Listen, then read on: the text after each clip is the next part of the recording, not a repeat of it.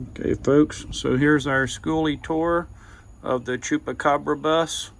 This is a 2003 International rear engine, 35 foot, sorry for the tree, school bus with a T444E engine and Allison transmission. That's all I know about the mechanicals on it. It's got 66,000 miles and it'll run 75 miles an hour all day long down the road. It was a yellow school bus when we bought it. Actually, it was never a school bus, it was a church bus. And we painted it, cleaned it all up, got rid of all the emergency features, and this is what we have today.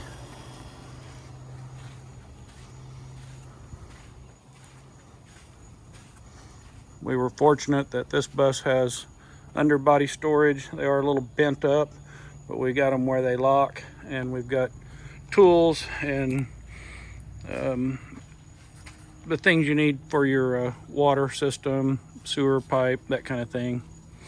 We put brand new tires all the way around, and we did not remove any windows. On the roof, that is tropical treatment up there. So let's go inside. I built this door. I have a video on that on my YouTube channel. It's a very heavy duty metal door that I welded up and put a piece of glass from a residential door, which is safety glass, inside of it. And we've taken it on trips, and that works fantastic. So we have a push button door lock, which works great. When you come in, on the steps we put prefab oak stair, I think they call those treads, put those on there, and that just really looks great. We have some entry lights here, which turns on this yellow light and that white entryway light. And we also have a switch for 3 exterior lights for if we're hanging out at night and need a little light out there. So that's what the first switches are. It can also turn off this light separately if I just want like a night light outside in case somebody shows up or something. Didn't do a huge amount in the front. The cockpit area I think was one of the biggest challenges we had, but in this space here we have storage for like curtains that go across these windows when we're parked, and also across the door. So that's what you see there at the moment. Let's go on inside. So when you come inside, we turn the lights on. That light switch is just inside of this wall, and it's just a touch switch. So you touch it, turns them on, turns them off, and will also dim them. In the cockpit area, that was my latest part of the build, the very end. Have pretty basic setup, just standard gauges. We have a cell phone holder here. I have a backup camera over here that is Bluetooth, and that seems to be working great. We just put it in, so really have not tested it, but it seems to work great. And then just the windshield wipers, the lights, cruise control, and then the adjustments for the rear view mirrors.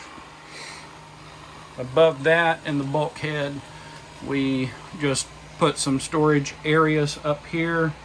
Behind this panel is the Chupacabra plexiglass sign that you saw from the outside, and we have that backlit with some LEDs that do various colors and stuff, and that's pretty cool.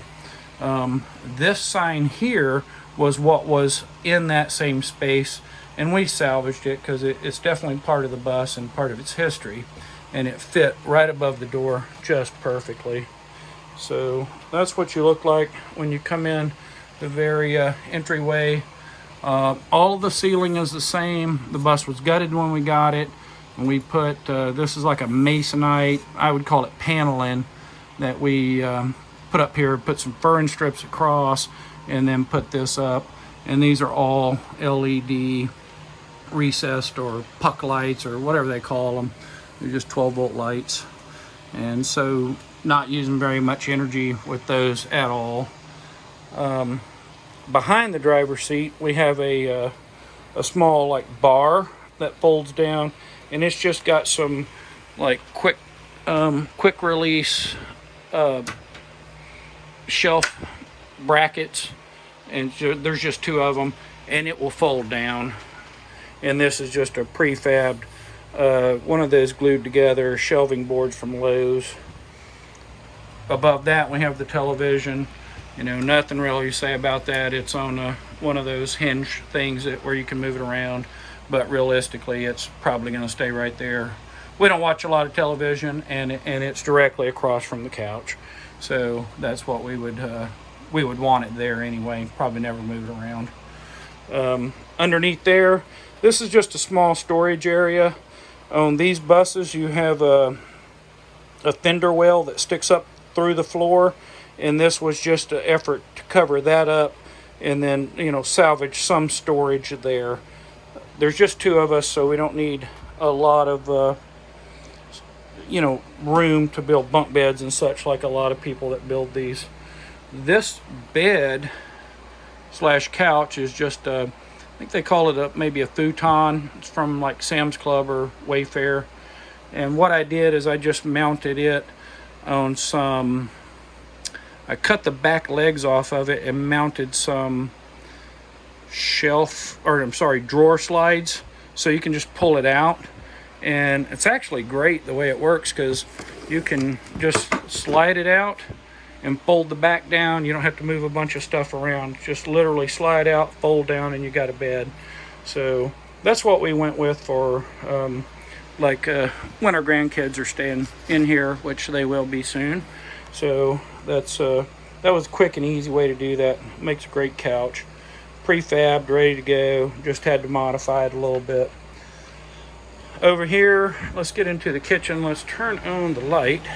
So we have a light switch right here on this wall. We put some glass tile, backsplash tile, along the back of it. The actual countertop is pallet boards. It only took like 3 pallets worth of them. I took them off the pallets and planed them down. I did not plane out all the character. I kept a lot of the character in there, and the nail holes and all that. So most of these are oak. Some of them are other types of species of wood. So I planed that down. Then I built this, and we put epoxy on it. I'm pretty tickled with how it worked out. And then for the sink, we don't have a stove. We'll be using a camp stove or cooking outside. So while we love to cook, we just didn't see the need to take up a bunch of space here with a stove or an oven, that kind of thing. Nothing fancy here, just a regular, kitchen faucet. And underneath here, you'll see we have this is a single, I guess you'd call it a deep well. It's really, 12, 14 inches deep sink. So we have a lot of space there for anything you need to use a sink for. Little decorative shelving here. We'll probably put some dry goods in there. We got seasonings and just things that you need, paper towels and such. Underneath it, I built these cabinets. I did not build the doors. A lot of things that we put in this bus we got from the Habitat for Humanity Restore, and these doors were part of what we got there. We paid $4 a piece for all of these doors, including the hardware was already on them. So there was no way I could build those doors for that kind of money, and they work great. We just kind of built the cabinetry based on door sizes, and obviously they were gray. We didn't paint the inside of them. And then underneath we just did some organizational stuff. Obviously we're just camping in this, we're not living in it. I made this drawer front because I didn't get any drawer fronts, but I just used some molding, prefab molding, and a piece of plywood and a piece of hardware off of. I had some extra doors, there was more than we needed. So that's just your standard drawer. This is one of those that folds out of the corner. and we couldn't see doing a lazy Susan in here since it's a bus, so it's kind of storage under there, and it is dark. But we do have propane on board, and it is inside the bus, and that's the propane bottle that we use, and it feeds our on-demand water heater, which I'll show you in a minute. And I have a quick connection for a stove top that we can set up here on the countertop. So we do have propane inside the bus, but we'll just keep that turned off when we're not needing it, when we're not awake and that kind of thing. So once again, just standard stuff here. This is like a silverware drawer here, and then across from it, on the other side of all that, is another cabinet that I built, and this is just a dorm size fridge with a little freezer in it, and above that is almost like a bread box kind of shape, or just additional storage or bread or whatever. And underneath it is, we bought these prefab metal I guess drawers from Lowe's, and that works great in there. So there'll be put a lot of food and stuff in there. We have those magnetic latches that you can turn on, and they'll keep the doors from coming open. So that's kind of how we did that. And in our bus, we decided to do a hallway to the side rather than down the middle, and that's mostly because we wanted to have more bathroom space. And so these angles were a real challenge to cut the wood, make everything happen, but we were able to do it. Let me turn this light on here. So kept the original emergency side door, because if there's an emergency, I want to get out. So what I did is I put this, I took advantage of this corner. This could have just been a straight corner, but I wanted to capitalize on that space because it would just be wasted. And this is just like it's hard to see, I guess, but there's a trash can and just other random things. It's kind of like a broom closet. We could add shelving if we needed it in there. And then as you go down by the emergency door, then you turn and go back toward the bedroom, and I have another closet of the same size basically, and this is all electronics, and we're not going to get into that, but it does have battery power. I can run the refrigerator for a couple days off of batteries, and my lights and that kind of thing. Right now I'm on shore power, and I have air conditioner and fan and all that. I have 200 amp hours of battery. I have an inverter charger, 3,500 watts if anybody's interested. And then directly across from the emergency door is a bifold door, and this goes into what I call the potty room. So we have an RV toilet. This is like a storage area for toilet paper, and there's trash can and such in there. And there's a mirror, and then this is actually a marble sink that we got from Habitat store also.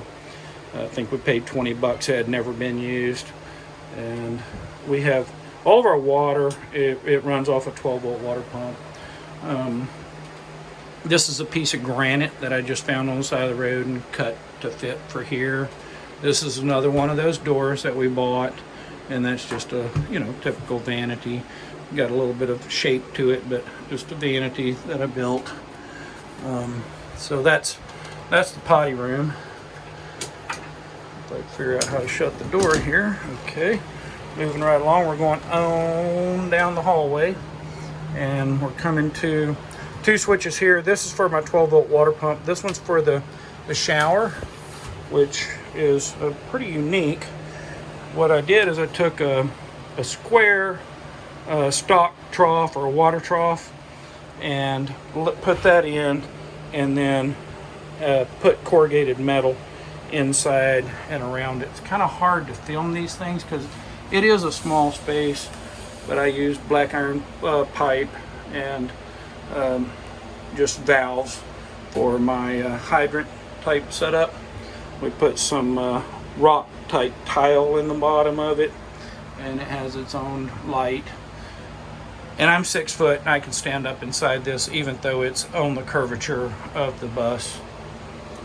So So I'm pretty happy with that. People that have looked at it have been pretty impressed with it. So this turns on my 12-volt water pump. In my bedroom, under my bed, I have 100 gallons of freshwater storage, and built in over to the side is my 12-volt water pump and my accumulator tank and all my plumbing. Excuse me. So the water goes directly from that pump to over here into my closet. So if I can turn this light on, and I have a 12-liter propane-powered on-demand water heater, and we get hot water almost instantly. I vented this up through the roof, and then also wrapped it with that fiberglass motorcycle muffler wrap. And there is no heat in here when this sucker's running. So I'm very, very pleased with that. And we have continuous hot water as long as we want it. Also, like I say, this is my closet. It's just did a little organization in there. We didn't dress the closets up a lot. You can still see the studs. We built this thing like a house. It has wall studs in it. So that's my side, and this is just behind the shower. And if you're looking back down that hallway, there's a closet on her side as well. So if I can find the light for that. So she wanted some shelves with some like cubbies or whatever, some plastic storage things. So that would be her side, and that would be my side if you're laying on the bed looking toward the front of the bus. Turning back around, once again, we have I installed just a window unit. There was like a big storage bulkhead area there, and I did some fancy metal cutting and installed that air conditioner in there. It's remote control, which is awesome, and it works fantastic. It's cold in here right now, and we're in Florida. It's hot outside, so that thing is working fantastic. I think it's a 9,000 BTU, but it cools this bus off amazing. So it's kind of underneath the back of this bus. For anybody that's not familiar with rear engine buses, the engine bay is underneath there, so that's we're able to capitalize on the bus space, the interior space, from the very back to the very front. There's no outside engine. We've got the full length of the bus. Engine is under there. 100 gallons. I think it may be 97 gallons of fresh water under there.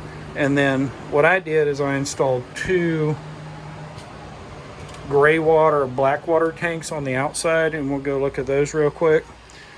I have one tank that takes in the black water, and like I say, both these tanks are the same capacity. I believe they're 47 gallons. Let's look at that for those of you that are interested in that kind of thing. So you can see these were long and kind of angular, flat, pretty flat. They fit up under there, and I have like a Y type valve that has 2 connections. So I have one tank coming in from this way, one tank coming in from that way. That one is black water. This one is shower and sink water. So kind of have black water, gray water, but only have to have one connection because I have 2 valves on that Y valve. That worked out good. And then that's the vent for the tanks. Once again, we'll walk around the bus. Just put brand new tires on it. Safety is very important. Oh yeah, and behind, inside of the engine bay, and I'm not going to open that up, but that's where the connection is for the shore power. And I have a long cord and a short cord, so depending on where I'm at, I can hook up. Also, the short cord goes to my generator, which I plan to run while we're driving, so I can have the air conditioner, because the bus does not have air conditioning because it came from New York and they didn't put air conditioning in buses there. There's the window unit. It's very well secured.